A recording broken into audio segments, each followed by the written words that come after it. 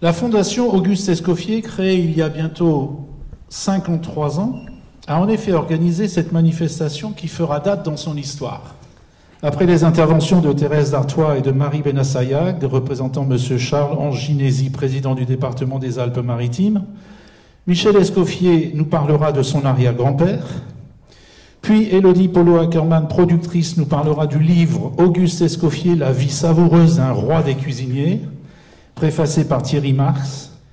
Elle nous présentera enfin, avant sa diffusion en avant-première, le docu-fiction Auguste Escoffier ou la naissance de la gastronomie moderne. Ici, dans le pôle culturel Auguste Escoffier qu'a voulu la municipalité, 84 ans après sa mort, 173 ans après sa naissance, on fait grâce à Élodie et Polo-Ackermann un film sur Auguste Escoffier.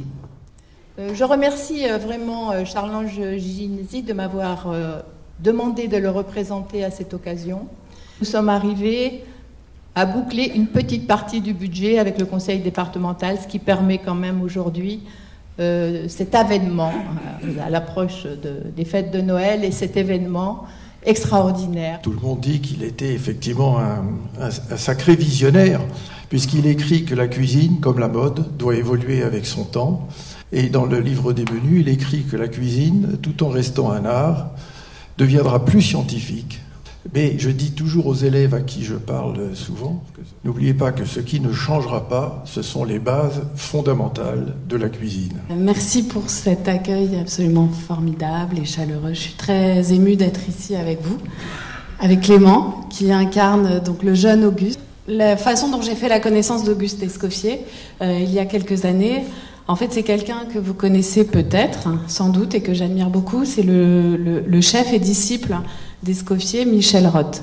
Et il m'a fait comprendre à quel point ce chef, au destin absolument incroyable que Michel a admirablement raconté et résumé, ce chef appartenait plus à la modernité qu'à l'histoire.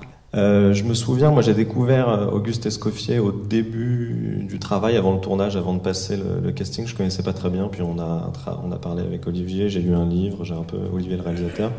J'ai compris un peu qui c'était. Je me souviens d'une chose que m'a expliqué Olivier sur le personnage que je ne connaissais pas.